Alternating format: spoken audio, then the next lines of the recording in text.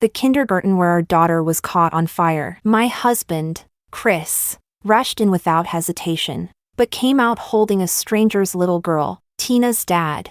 Did you get the wrong child? This is not your daughter. But my husband just held the little girl tightly, his eyes red with tears. In a flash, the face of my husband's first love crossed my mind. Later, our daughter was finally rescued by the firefighters. Her body was already charred and she had stopped breathing. Chapter 1. The hall was filled with the sound of sobbing. In the center was a photo of my daughter. Ah, it's such a pity, the child was only 5. And now, stop talking. I knew that everyone at this moment wanted to scrutinize my expression, to see how a mother like me was dealing with the devastating blow of losing her daughter. I heard the child was burned beyond recognition. How painful it must have been when she died. Every word felt like a sharp knife, stabbing into my chest. I thought I had no more tears left, but hearing these words, my eyes blurred completely, and I struggled to stand upright. As for Chris, he knelt beside me, staring at our daughter's photo, his face devoid of expression, even more indifferent than the outsiders. I overheard someone whispering behind me, "Chris never liked Dolores. Now that the child is gone, I think this high-profile marriage is over." Yeah. Dolores brought this on herself. She insisted on pursuing Chris to Mexico and then threatened him with the company. How can a forced marriage be happy? Chris and Flora were meant to be together. Now that the only child is gone, Chris will definitely divorce her. But the child was so young. You don't understand. For these powerful family marriages, the child is just a bridge to maintain the relationship. Now that the child is gone, Chris will definitely go back to his true love. Tears fell as I forced a smile. Yes. Back in college, Chris and Flora were in the spotlight. Although Flora's family was not wealthy, she was excellent in her studies and sweet in appearance, making her relationship with Chris sensational. Later, Chris was arranged by his family to go abroad, and Flora was warned by the Wynn family to stay in the country. I pursued Chris overseas and forced him into marriage with the promise of a family alliance. Everyone knew Chris loathed our marriage to the extreme. After our wedding, except for our wedding night, Chris was rarely around. I had to get information about him from Flora. At first, I was indignant and confronted Flora, but it was Chris who opened the door, looking down at me with an emotionless face. The marriage is done, and the Liu and Shin families are benefiting the most. What more do you want? Can you leave Ruji alone?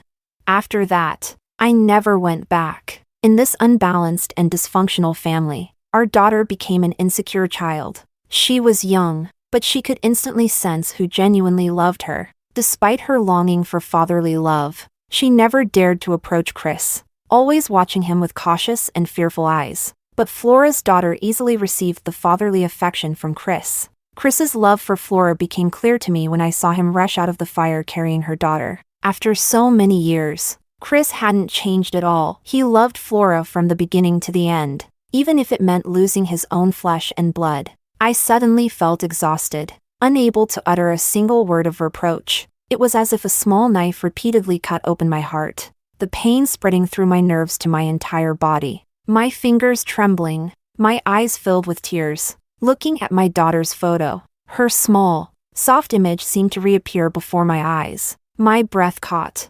My vision went black, and I collapsed to the ground. In a blur, I saw Chris's indifferent gaze turn towards me. Chapter 2. When I woke up again, I was surrounded by people. Everyone looked at me with concern, but in truth, there were many faces I didn't even recognize. Most of them were supporters from the Wen and Sui families. In the past, I would have found such superficial concern laughable and disdainful, but seeing Chris's emotionless eyes, I even thought that sometimes. It's nice when people at least pretend to care. I propped myself up and smiled. I'm fine. No need to worry. Chris's father and my parents were sitting together, their eyes filled with overflowing anxiety and sorrow. Later, only Chris and I were left in the room. Chris, have you ever felt any regret or guilt, thinking that if you had held our daughter instead? Chris looked up and tugged at his tie. Flora's daughter was closer to me. In that situation, I had to choose the safest option. I smiled. Is that so? Looks like you didn't have any selfish motives. I must have misunderstood you. sensing the implication in my words. Chris's expression turned ugly. Dolores, the most important thing for you now is to make proper arrangements for Tina's funeral, not to dwell on these useless, unfounded thoughts. My phone chimed. I glanced at it. It was a photo of a girl smiling brightly. Flora had sent it. The girl in the picture was Flora's daughter. And in the photo, holding the girl with a radiant smile, was Chris. Pain and suffocation entwined me like vines. My hand clenched suddenly. Her daughter survived, while my daughter perished in that sea of fire. Her life ended at the age of 5, and in her last moments, she saw her father carrying another girl to safety. Her hands, reaching out for help, were burned by the flames. What kind of despair and fear did she feel? Chris, Flora's daughter needs you too, right? You don't need to stay here with me, wasting your time. Chris frowned. Dolores, I've told you many times not to drag Ruji into our issues. Can't you speak properly? I pulled the blanket over myself, turning away from him. I am speaking properly. Please leave. I want to rest. I once longed for Chris's glance and words of comfort. Now, even though he sat by my bedside, I felt nothing but suffocation. Chapter 3. After Tina's funeral was handled, Chris's good friend Mateo came to see me. When I was with Chris, Mateo never liked me. Unlike his friendly demeanor with others, he always avoided me. Where I was, he wasn't. And where he was, I wasn't. But Tina was particularly fond of him after she was born, and Mateo was more patient with her than Chris ever was. Now that he came, it was likely to question me, and I didn't want to face him. If you have something to say, just say it. If it's to blame me, I don't want to hear it, and I don't need to. Mateo's eyes flickered. I'm not here to kick you when you're down. Tina was innocent. My dislike for you doesn't mean I'd hurt you this way. I know Chris didn't save our child. If anyone is to blame, it should be him, the father. I sat on the couch, turning my head to look out the window. Ever since Tina's death, hearing Chris's name made me feel suffocated with a heavy sense of powerlessness. All my past persistence for Chris had now become a joke, each memory silently mocking me. I just wanted to check how Tina's mother is doing. Mateo said softly. I looked up to meet his gaze. He added, also, as a concerned friend of Chris. I let out a laugh. Since that day, I hadn't seen Chris again, and now, it was his friend expressing concern on his behalf. No need. We're getting divorced. What's the point of holding on to such a marriage? I once thought that having a child would make Chris focus on our family. My daughter never felt the fatherly love others had. Now Tina is gone, and the pain of losing her made me fully realize how absurd this marriage was. A marriage that should have been supported by love lost its only son, leaving only a cold, collapsing ruin. Mateo's expression froze for a moment. Just then, the door opened. Chris's usually cold face showed a rare emotional shift. You want a divorce? He frowned. Who allowed you to make such a decision? Mateo and Chris exchanged glances. Chris's frown deepened, but he said nothing more and looked directly at me. If you get divorced, what happens to the alliance between the Liu and Su families? Isn't that what you wanted? Now you're saying you don't want it anymore?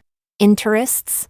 I never cared about those. Chris then answered his phone, speaking softly. Hold on. I need to get a document. You take Maddie around, and I'll pick you up later. While he spoke, his indifferent gaze remained on me. Maddie, Flora's daughter, is named Madeline. I forced a smile. Chris took the document and left, saying, stop saying things you haven't thought through. Not thought through? Tina's death brought me a clear realization. Chris, all these years, I was wrong. Completely wrong. From now on, I won't cling to this anymore. Chapter 4. When Mateo left, he handed me a business card. I suggest you go see a doctor. Your current state is very concerning. Don't ignore mental health issues. This is a friend of mine, a reputable doctor. If you need, just give him a call. If it's inconvenient, you can call me too. I just want to look out for you for Tina's sake.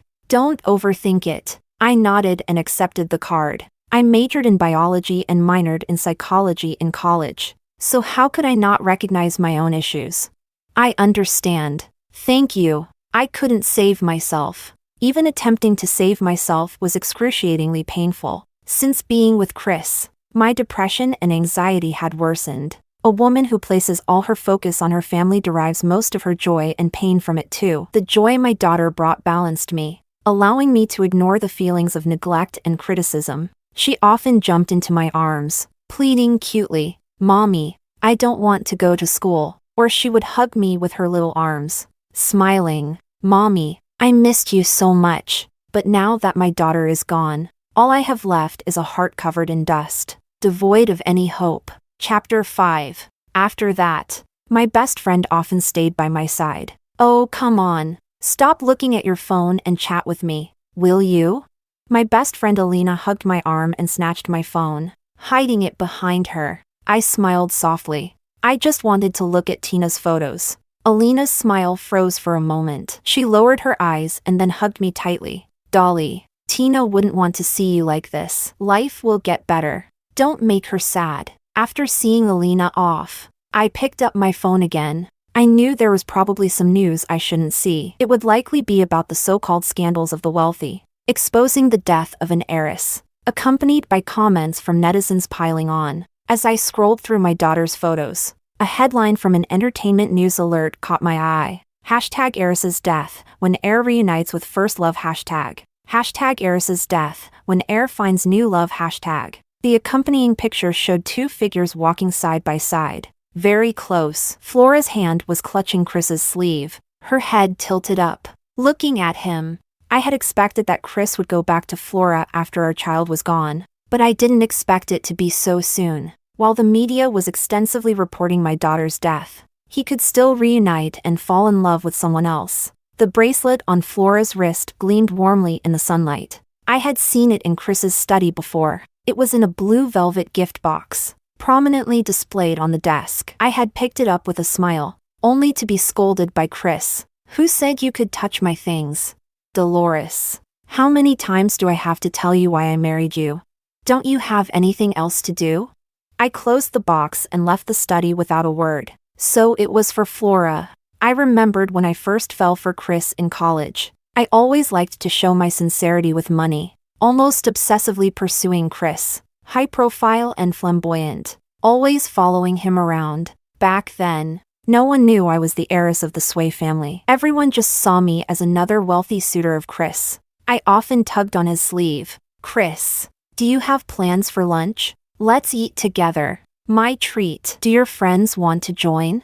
I smiled at him. Chris would knock on my head. "Are you rich or something? Treating everyone like this?" I'd curl my lips. "If I run out of money, can you cover me?"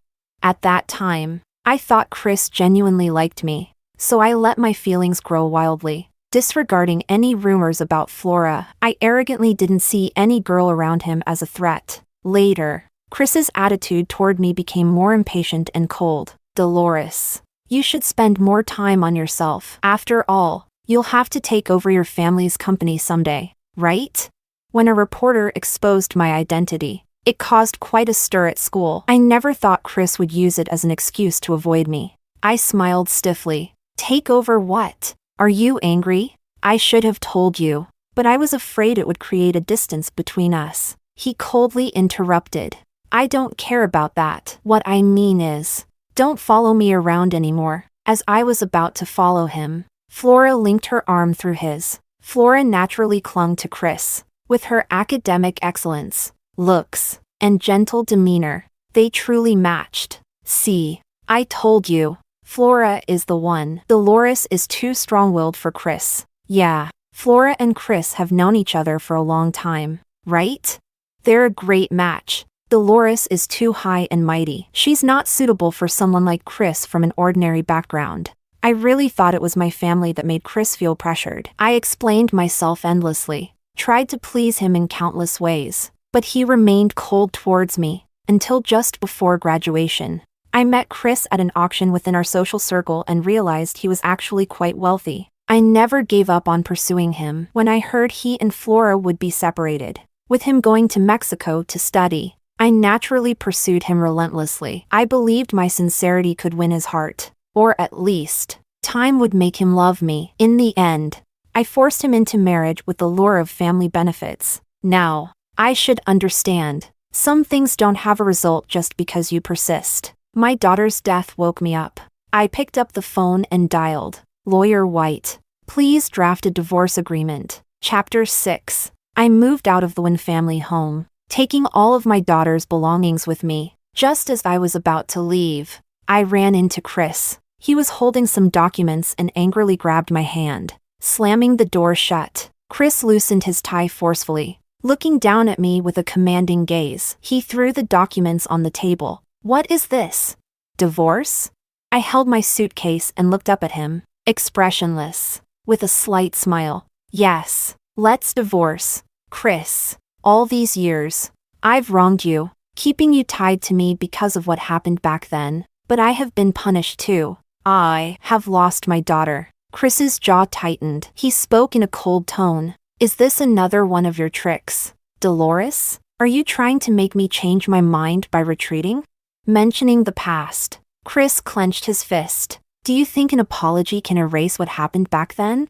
I don't want to talk about it. Anyway, I don't want to hear it. I don't agree to the divorce. And you need to calm down. Stop bringing me these ridiculous agreements. Tears started falling from my eyes in large drops. Even I was surprised. Not knowing where these emotions were coming from, I suppressed the suffocating feeling in my chest. Speaking slowly, I've stubbornly clung to you all this time. Chris, I've realized my mistake. I'm letting you go. You can be with Flora. I will take the blame upon myself, so no one will stand in your way. Is that okay? Chris stared at me for a long time. After a prolonged silence, he seemed to smile. Dolores, I'll ask you one last time. Do you really want a divorce?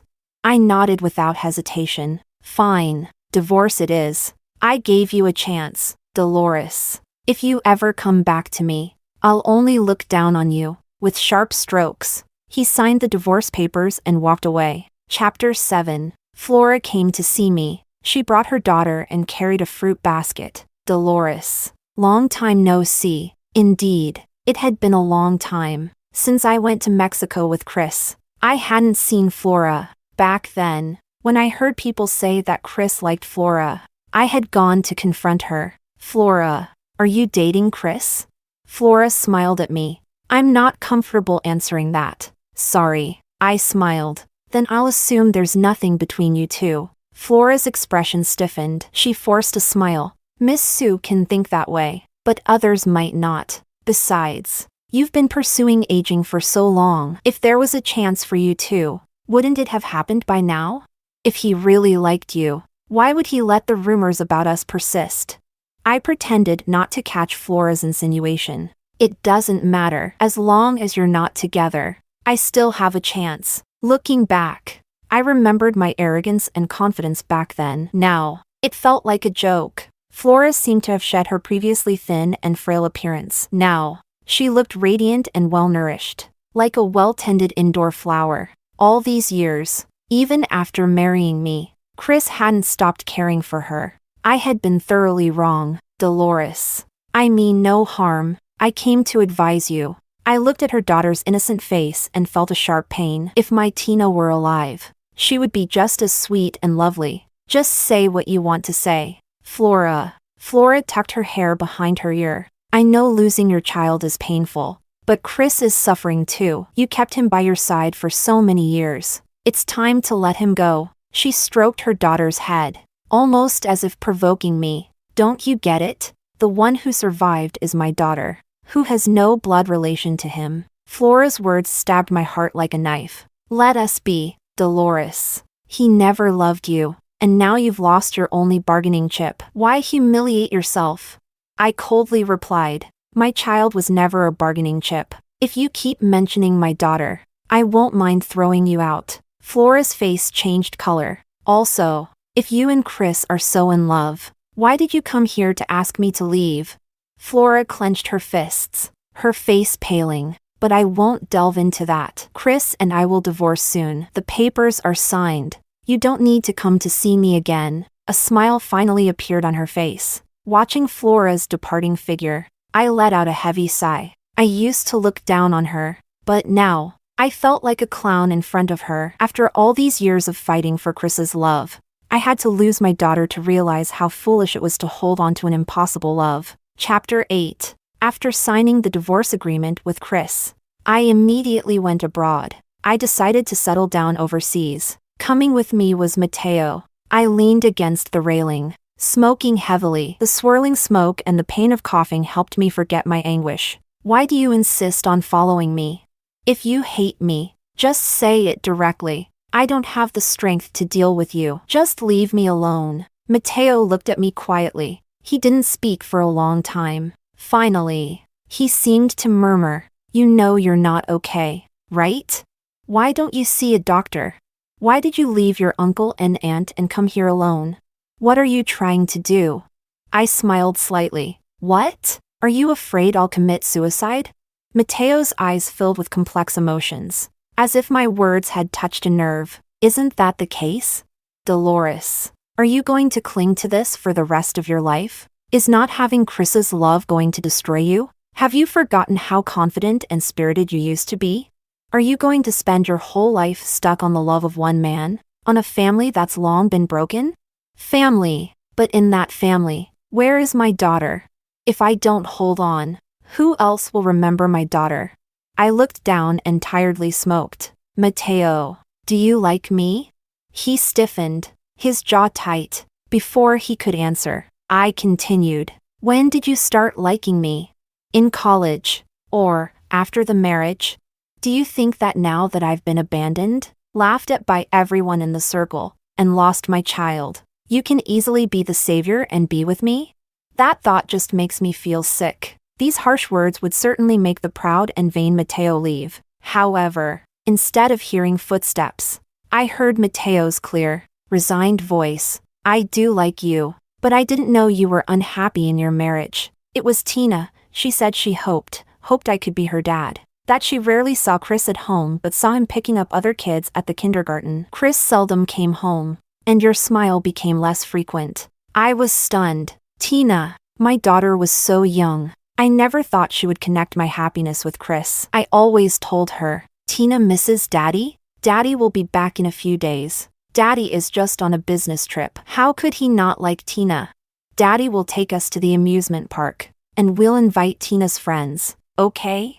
My daughter would always hug my waist, leaning on me with utter dependence, softly saying, "Okay." Was such a young child comforting me? I covered my mouth with a trembling hand, tears instantly blurring my vision. "Tina." I collapsed to the ground, the pain I had briefly forgotten overwhelming me. The river water sparkled before me, but my mind was filled with my daughter's delicate face. The breeze and air seemed to turn into tiny knives, intensifying my agony. I broke down, sobbing uncontrollably, pounding my chest in despair. "My daughter, my Tina. Mommy is so sorry." Mateo held me in his arms, grasping my hands. "Hit me, Dolores. Don't cry, don't cry." Chapter 9. After returning home, while rummaging through my daughter's things, I accidentally found a letter I had written to Chris. Back then, when I was pursuing him, I tried every method and approach. I never did anything outrageous. I was always sincere and genuine. The letter had many pages, filled with my feelings for him. But later, the letter was returned to me, untouched. It was Flora who handed it to me. "Sorry, Dolores. Chris asked me to handle some trash for him, and when I saw your name on it, I thought I'd bring it to you." Prideful as I was, I couldn't stand Flora's mocking gaze.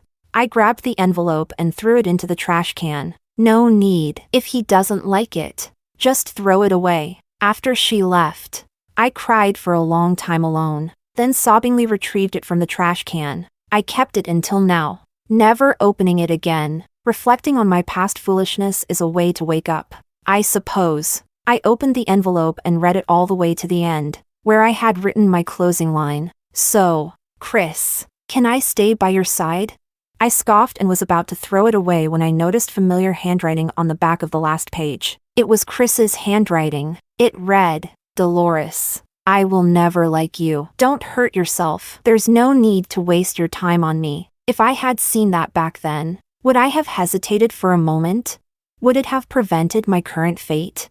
I decided not to dwell on it. I took out my daughter's clothes and toys and placed them beside me. I couldn't find her favorite music box, likely left at the Wen's house. I was about to call Chris. Suddenly, a message popped up on WeChat. It was from Flora. In the photo, Flora's daughter and Chris were sitting face to face. Chris was smiling, and the girl was holding Tina's music box while Chris gently patted her head. Feeling a lump in my chest, I dialed Chris's number. Chris's clear voice came through the phone. I told you, Dolores. I'll only look down on you if you're trying to get back together with me. I interrupted Chris. Give me back my daughter's music box. What music box?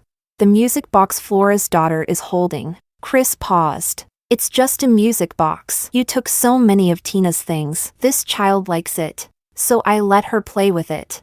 I took a deep breath. That's my daughter's thing. Chris, you can't just give it away. You don't have the right. Fine. If you want it, come get it yourself. Chapter 10. I bought a ticket to return to the country the next day. Mateo insisted on coming with me. I felt irritated. Mateo, do you like me? I asked maliciously. When did you start liking me? In college. Or after the marriage? Do you think that now? Having been abandoned, laughed at by everyone in our circle, and having lost my child, you can easily be the savior. Seeing Mateo's increasingly strange expression, I froze. My mind was in turmoil, images replaying before my eyes. These words, I seemed to have said them exactly the same way before. Mateo grabbed my arm, his eyes overflowing with concern. Dolores. My fingertips trembled uncontrollably, but I couldn't remember when it had happened. I desperately tried to recall, but the fragments vanished, leaving a blank space. Tears slid down my cheeks, and Mateo held me tightly in his arms. We're going to the hospital. We're going now. Chapter 11. Dissociative amnesia and severe depression. I stared at the diagnosis slip for a long time. I tried to curl my lips into a mocking smile, but it felt as if I had no strength left. Mateo held my hand tightly, more anxious than I was. We'll get treatment, okay? Let's do it for Tina. A flicker of light appeared in my eyes as I recalled the times Mateo came to take Tina out to play. Uncle, can we ask Mommy to come with us? I want the three of us to go out and play. Mateo would usually glance at me without any emotion and then gently pinch Tina's cheek. Your mommy doesn't really want to go out. Uncle will take you, and we'll have even more fun, okay?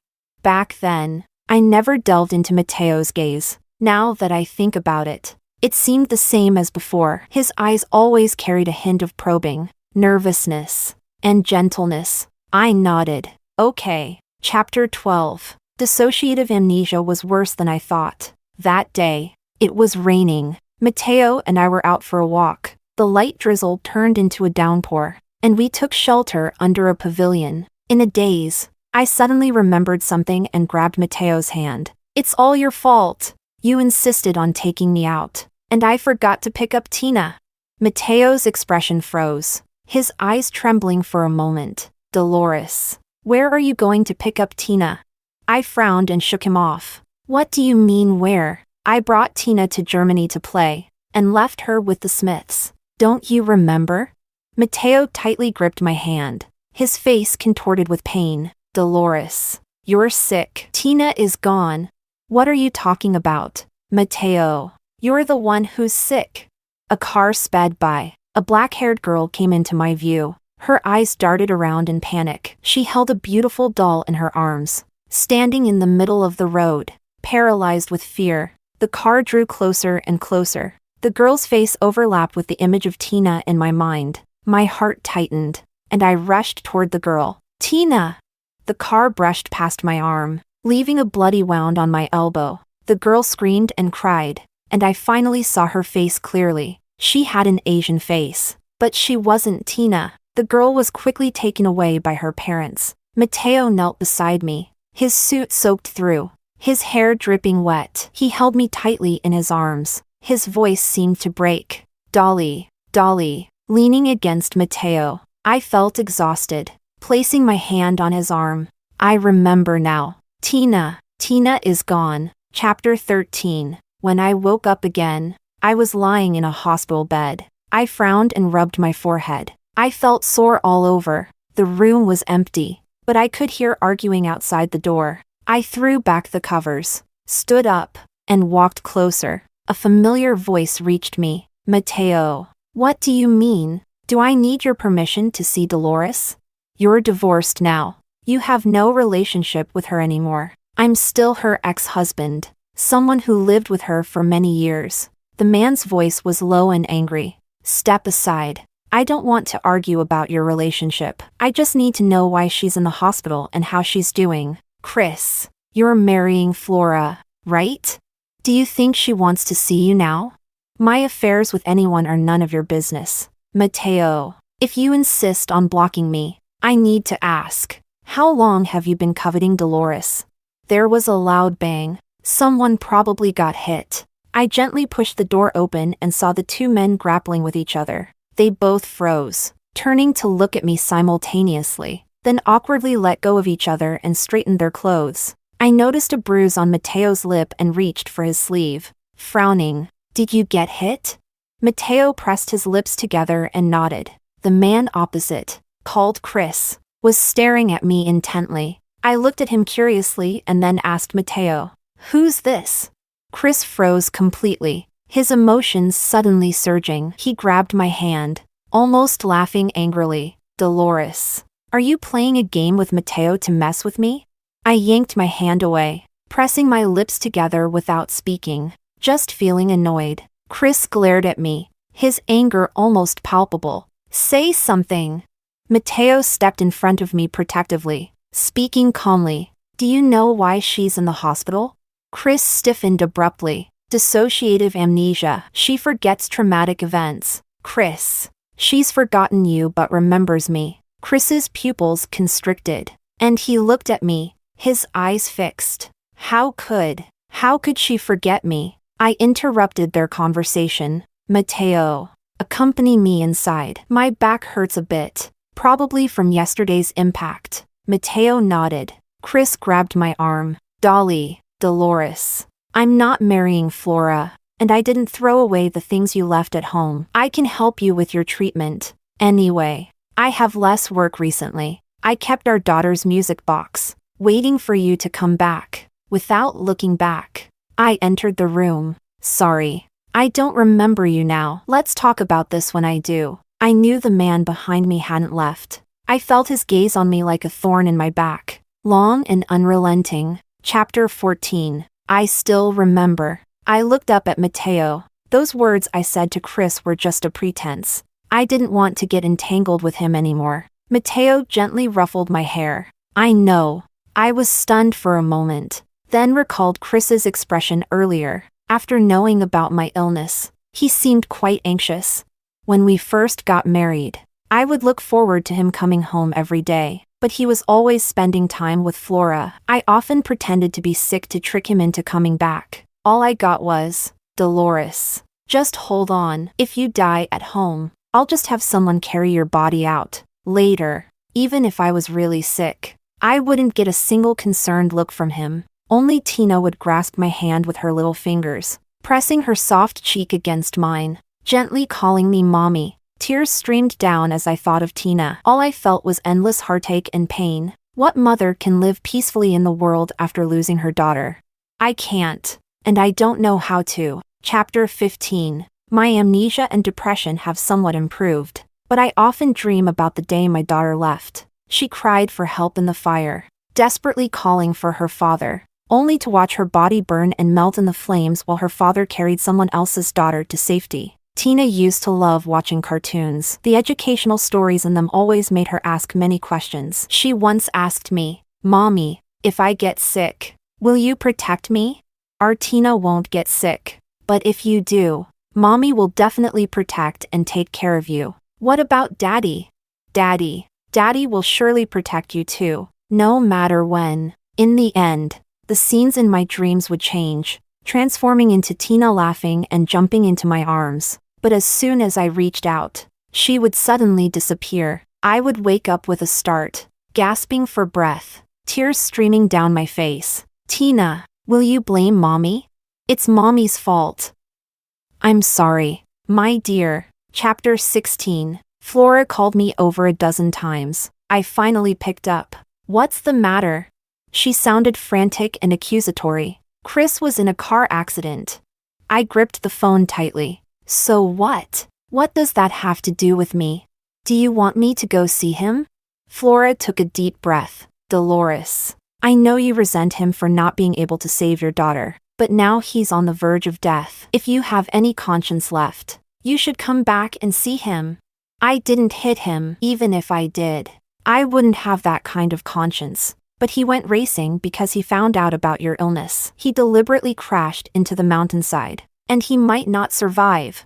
There was a long silence on the phone. I could hear Flora's sobs on the other end. Dolores, I never should have fought with you. Chris never loved me. I frowned. Flora continued. Do you know why I could take advantage of the situation in college? Do you know why no matter how much you tried, you could never win Chris's love? Have you ever thought about your identity?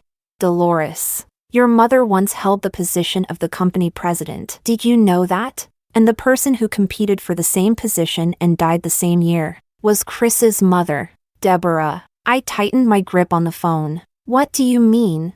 Are you saying my mother caused Chris's mother's death because of the job? Flora's voice was urgent. In any case, that's the reason Chris stayed by your side but always pushed you away. So, this was why Chris always thought I prioritized personal gain and would stop at nothing? He even believed our daughter was a tool I used to keep him. I suddenly found everything absurd. He's on the brink of death now. I hope you can come and see him. He's a victim too. He lost his mother when he was 14. Dolores.